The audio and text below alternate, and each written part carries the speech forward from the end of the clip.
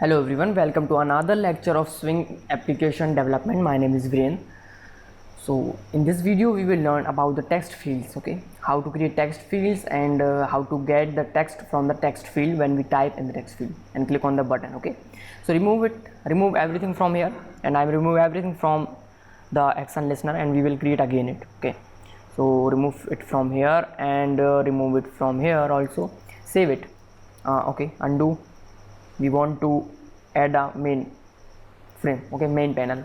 So remove buttons and text fields, remove set action listener like this, save it, back to mainframe.form, and then remove all the text fields, login button and password field. Okay, so click on the main panel and layout manager is flow layout. Okay, so we will work flow layout, we will work with the flow layout, and later on videos we will learn about another layout managers. Okay, so for these videos layout manager flow layout is enough. Okay, so now create a text field. So click on the J text field and drag it and drop it into your design, and then click on J password field, drag it and drop it into your design. Now click on the J button and drag it, drop it into your design. Now click on the button and type the name login button. Okay, this is the label of the button, what the user sees. Okay, click on the text field and text field, change the field name. This is the identifier of the text field. Using this field name we can access this text field object into the mainframe.java. So set it to email, set. Okay, save it, or the first name. Okay, so this is for first name, this is what first name, first name, and remove this text field and use the normal text field. Okay, normal text field, drag it and drop it into the frame after the first name. Change the field name to the last name, save it, and then copy and paste it here,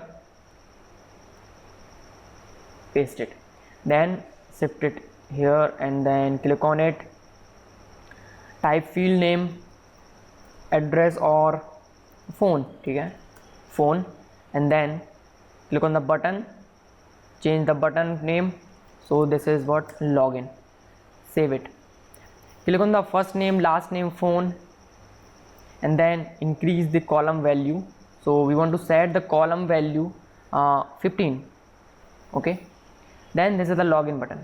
Fine, so we want to set the action listener on this login button, so click on the login button and then create listener, click on action listener and click on OK. Okay, so it will create the action listener for this login button. So when we click on the login button, it will call the method action perform, and whatever we write here the code will run on the click on the login button when we click on the login button. Okay, so when we click on the login button we want to read the text from the text field, first name, last name and the phone.